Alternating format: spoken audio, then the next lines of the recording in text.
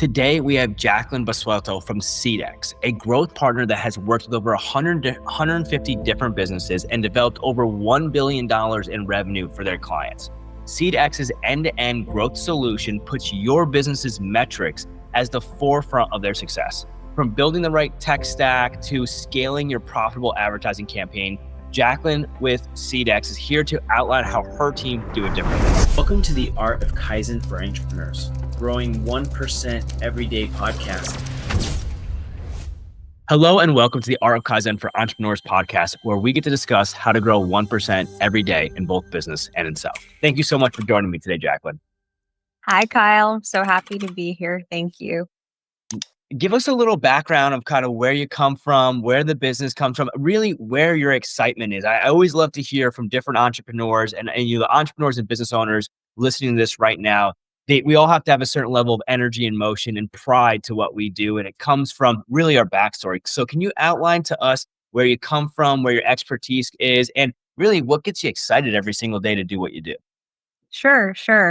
I'd love to. So I'm originally from New York City. I am from a family of Hispanic immigrants. So my mom's Puerto Rican and my dad is Cuban. And I grew up, chasing the American dream, basically. And I've always been a really creative, hardworking person. Kind of worked my way into getting a good scholarship to go to Columbia University. And I found digital marketing kind of coincidentally by mistake. I was offered an internship at Google where I worked with small businesses to help them with their marketing strategies. And it was really the first time I had ever been exposed to this world. And I saw how much businesses needed good marketing partners and needed to understand technology and just how many gaps there were in the market. And this kind of has carried on through in how we've created Seedex, but there were so many providers who just gave people one kind of like a one size fits all solution, or just focused on one channel like Facebook or email marketing, and didn't dive into what made the business unique, what the business model behind the company was, how all of these things work together. And because I was in a position where I was in kind of like a not-for-profit role section of Google, I wasn't able to extend myself to really do that work.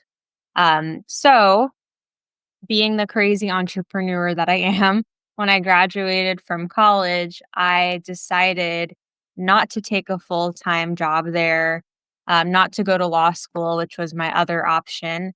And I just fully dove into this world, learned as much as I possibly could about all aspects of digital marketing, of development. I found a partner who has more of a technical development and data background. And we started building what has become Seedex 8 years later. So I started super young, super small, working with yoga instructors and tiny businesses.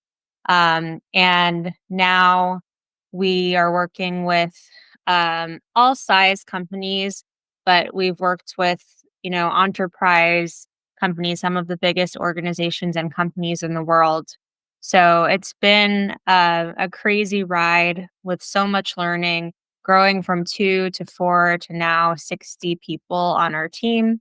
And we're now the number one women's owned digital marketing company in the country. We have accolades for both B2B and e-commerce, direct to consumer marketing. And so much has come to fruition from this journey that really started out as me just being curious and following a sense that I had that people needed help in this area. Jacqueline, what an incredible story from starting off as a Google rep, which I think we all know as entrepreneurs and business owners, you've touched Google, you've gotten a call from a Google rep before.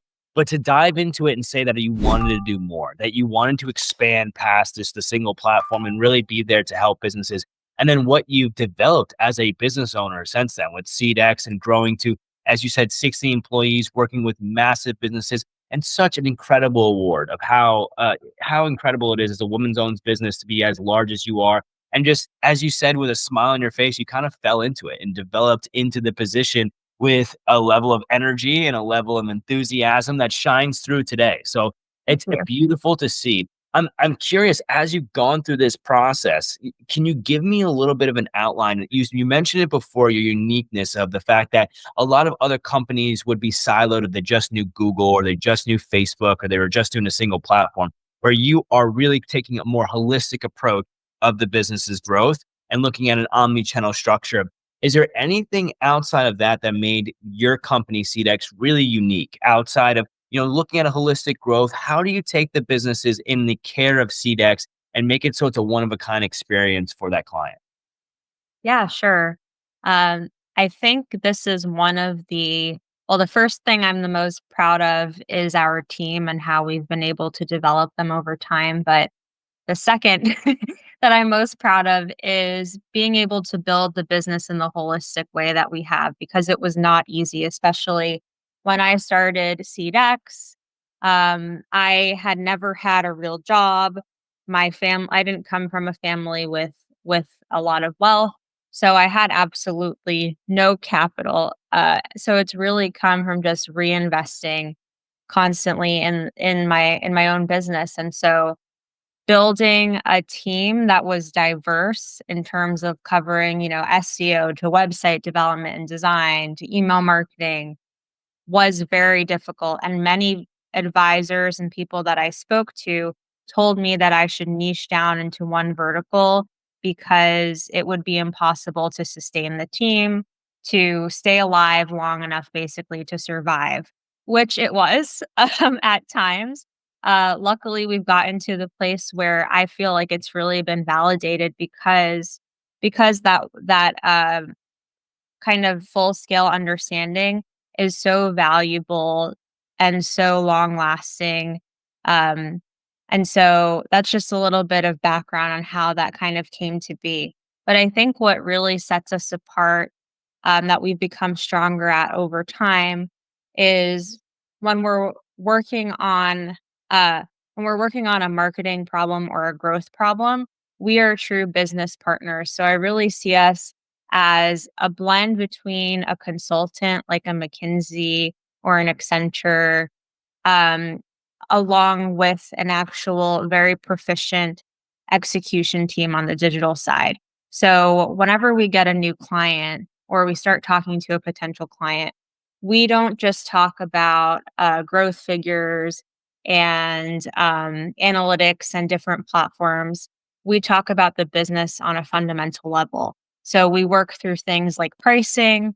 We work through on the B2B side, especially and for higher cost consumer items. What does your sales team look like? Does your sales team actually communicate with your marketing team? How can we make that happen, both from a technology perspective, but also on a personal level?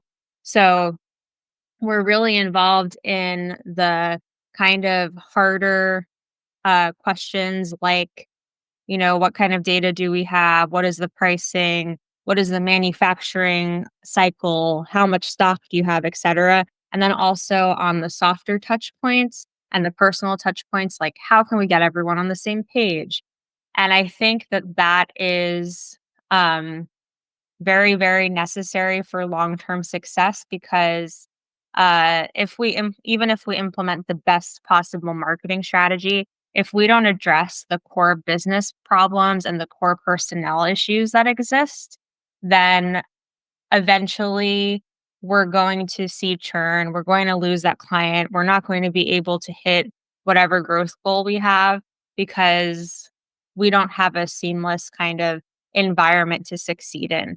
So I think that's where we really set ourselves apart is by becoming really integrated with the business. Hopefully that answers. Yes, 100%, Jacqueline. I freaking love this.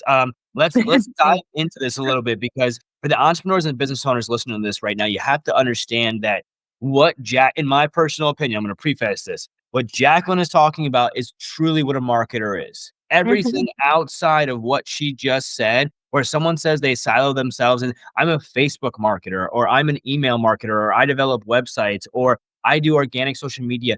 That is not marketing. That is a service. That is a simple tool that is being leveraged, and you might be good at that tool, but marketing is an implementation of tools, outreach as aspects, platforms, anything that allows you to put yourself as a business in front of a customer and negotiate the conversation that moves them to becoming a paying customer that brings revenue into your business. And as Jacqueline here is breaking down, it's everything. If you're looking as a CMO or hiring a fractional CMO, which let me ask you, Jacqueline, does that company come in sometime as a fractional CMO? It sounds like with the position that you're at, that's kind of where you're sitting at. Yeah, so it depends on the structure of the company, and the size of the company, right?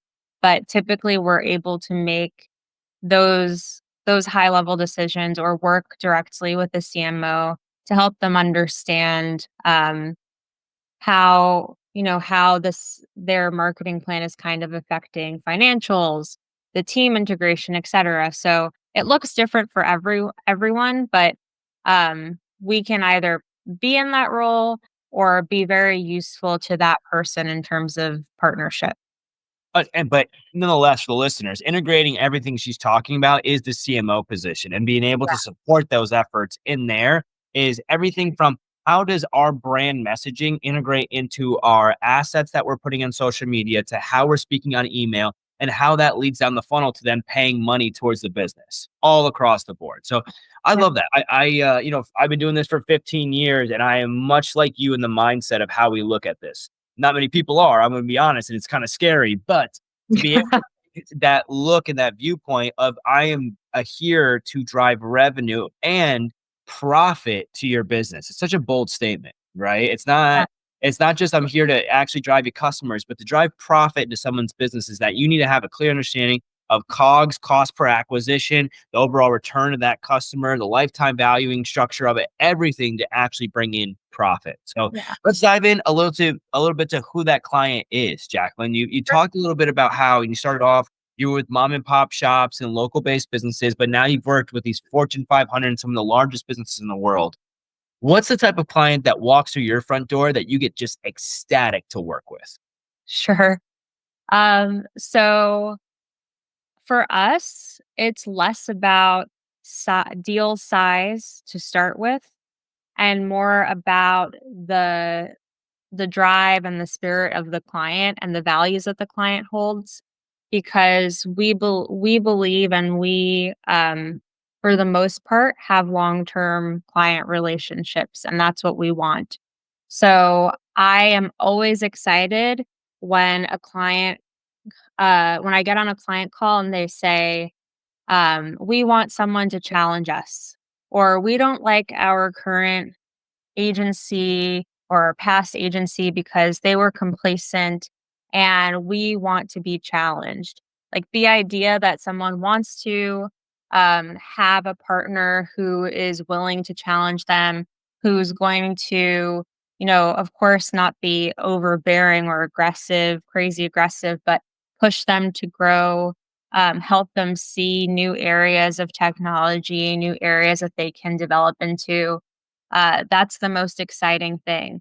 So I would say, we want a client typically who has been proven in the market. It's really difficult sometimes to work with startups or companies who haven't yet found their market.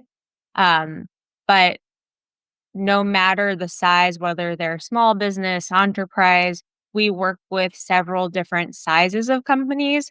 And really, it's about what that relationship's going to look like, um, and being willing to be challenged, being willing to talk about the hard things. Sometimes we have businesses come in and maybe they have a great product, but their pricing is wrong. So we can't make advertising work because the costs don't make sense. But that client's willing to work through that problem, then we'll take that on because that's a sign that we can get through that. And so we see the client's growth as our growth. Um, and typically, we grow with clients over the years. I love that. And as you go through kind of the process of doing everything from the development of the internal practice to the outbound efforts, we always say at Kaizen that the process that we go through for a local based business and a multi-million dollar e-commerce business is the same. The only differentiation is the messaging and creative that aligns with the business. But if every mom and pop shop had a strong social profiles, strong search profiles, good SEO, good website, and a good email system, they'd be in the same opportunity to be successful as any Fortune 500 company, right? So when I'm looking through your website previous to this call, I noticed that you guys are handling every aspect of that customer acquisition retention factor. When you walk into businesses, what do you find to be the most consistent error that they're making? Is it in the customer acquisition process? Is it the actual outreach? Is it in the retention process of keeping the customer engaged? Is it the operational structure, like you said in the beginning, of the connection between the marketing and sales and having gaps in that process so they have a low conversion rate? Do you find that there's a consistent issue that you're seeing as you're going from business to business? Sure. So I think it's a little bit different depending on what type of business we're talking about. I said this a little bit before, but within B2B, it's almost always that there's disconnect between the marketing team or the agency that they're using and the sales team.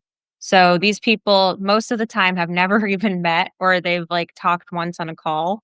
They're not using their CRM properly, or marketing is using HubSpot and sales is using Salesforce, and they're not even, connected. And so it creates this situation where the sales team is operating in one place and the marketing team doesn't understand, are my leads good? What are the common objections that people have that we should be handling in our marketing materials before they even talk to a sales rep?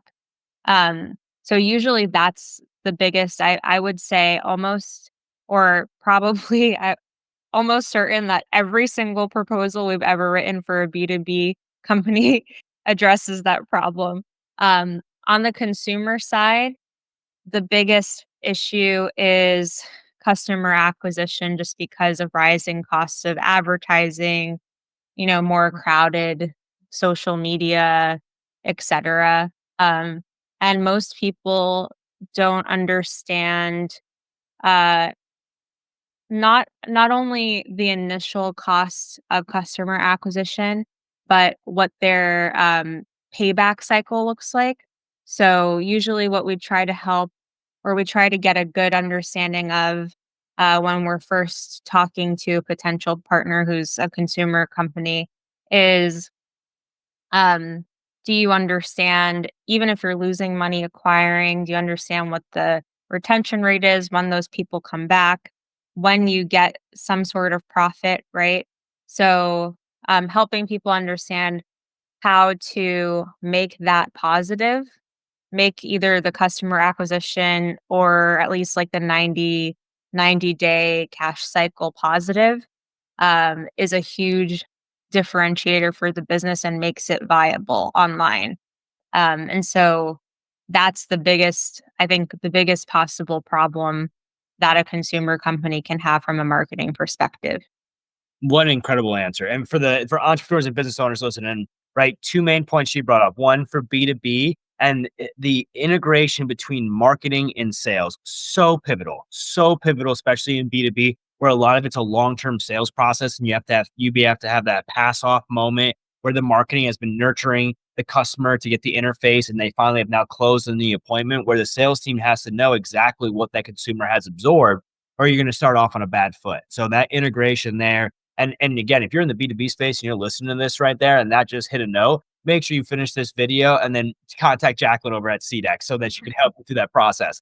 And then on the B2C space, and are you mainly working with e-commerce businesses in the B2C space? Um, we work with ecom, but we also work with a lot of companies that have historically been wholesalers or Mm, retailers, and now they're trying to figure out how to make direct to consumer work. And typically their problem is, well, we can't figure out the initial customer acquisition. And it's a huge factor she brought up is the lifetime value that takes for profitability. A lot of businesses don't look into this correctly, Mhm, and a lot of people don't understand how to get there. Right, one of my favorite examples is always McDonald's. Right, that people mhm, don't understand that their 99-cent cheeseburger cost them $1.28 plus to create after packaging, employee costs, and everything else. The reason they have it is so they can have a giant sign that says 99 cents, and even if a consumer comes and inquire that, they would be negative, but that's where upsells would fry in a drink with that. And that's where the lifetime value of the returning of that customer once mhm. they've made a single purchase all come into play. So huge factor there. And do you get really granular when you work with clients to understand that process? Are you working with cross sales, upsells, bundling packages, increasing AOV? So yeah, that's huge. Again, if you're in the B2C space and you're e-commerce and you're trying to figure out how to get to a position of acquisition of profitability or profitability within 90 days, Jacqueline is hitting the nail on the head on what is needed for actual scalable, consistent success and growth in both the B2B and B2C space. Let's dive in a little bit into Seedex and talk about the next step for your company because I love where it's going, right? As somebody that's in the same space as you, and I've definitely worked with a different type of clientele. I've stayed a lot with mom and pops and franchises and much volumes of numbers. To hear the same correlation that you're having for these larger Fortune 500 companies and the direction that they're going there, I'm curious where you like to take Seedex into the future, right? You've built it up from working with these small businesses to now working with Fortune 500s. Are you Mhm. trying to create something? I do notice there's a learning tab on your website. You're putting some educational content out there. Where does Seedex go in the next 3 to 5 years?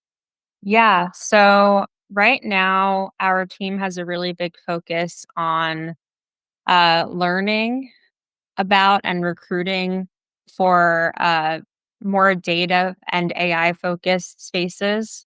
So we've recently started expanding into helping helping companies and organizations with basically cleaning their data and storing it in one place that is actionable. So for example, when we talk about someone who is a retailer and has an e-com site, how do we make sure that customer profiles are aligned across someone who's walking into the store versus purchasing online?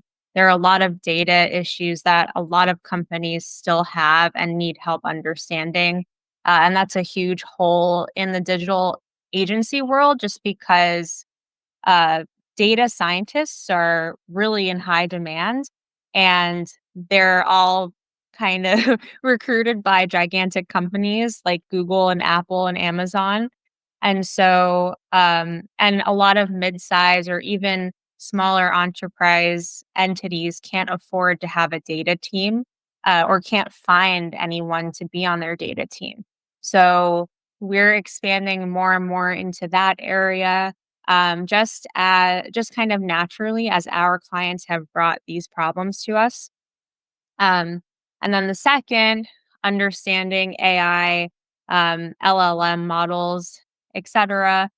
There's just so much interest in it, right? And it makes life easier for us internally, but then also for the consumers and the clients of our customers, helping them understand how to leverage these technologies to better.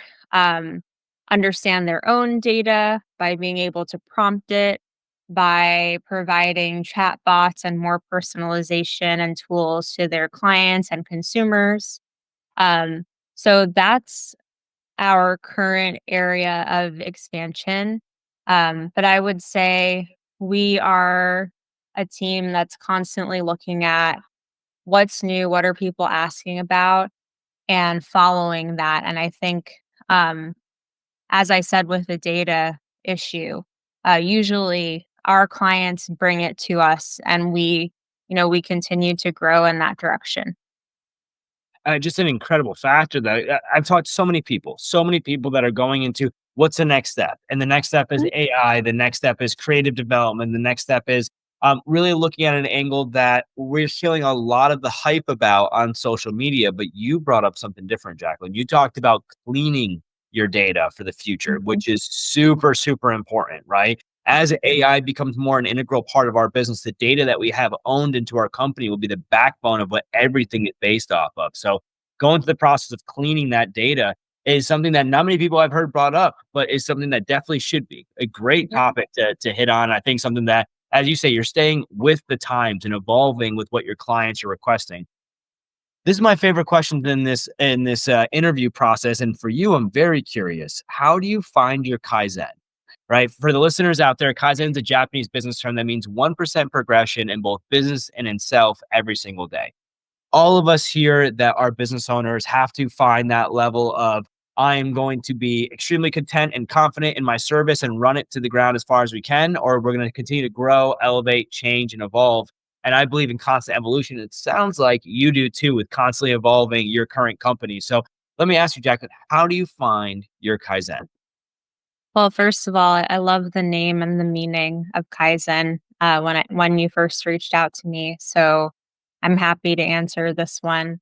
I think as a leader, there are three areas, and I think you mentioned personal and business, and then I would say with my team as well, where I'm constantly looking for growth. So within the business, what I've done from the start, how I even ended up here, was like I was saying before, listening to the client and and thinking, oh, that's what they need next, or that's how I can help them next. Like right now, I'm missing the knowledge that I need to solve this problem that they have, that a lot of other people have.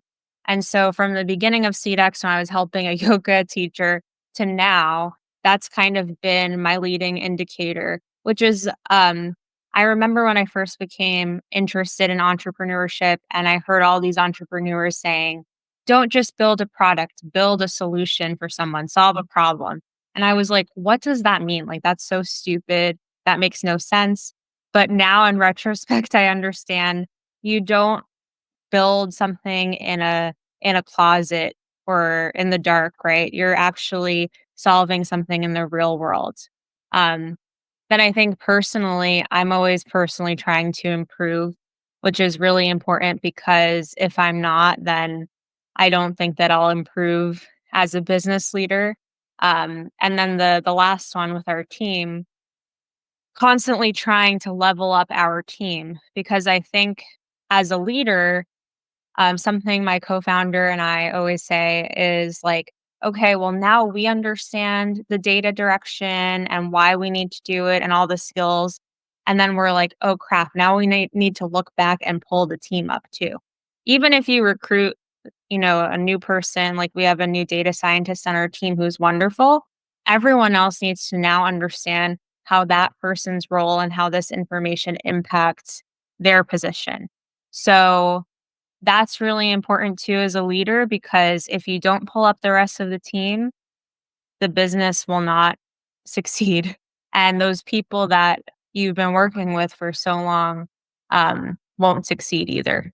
Only as strong as your weakest link, and so powerful. I love the three separation of points of self, business, and then team focus as well, right? So, and obviously on top of it, the business has boomed and has grown massively through your influence, and I love the approach of let myself get into the fire and I'll fight my way out of it. Let me find out the challenges, the difficulties. Let me be humble enough to say I don't know what I don't know. Put myself in that position to learn and to develop and then become better on the back end.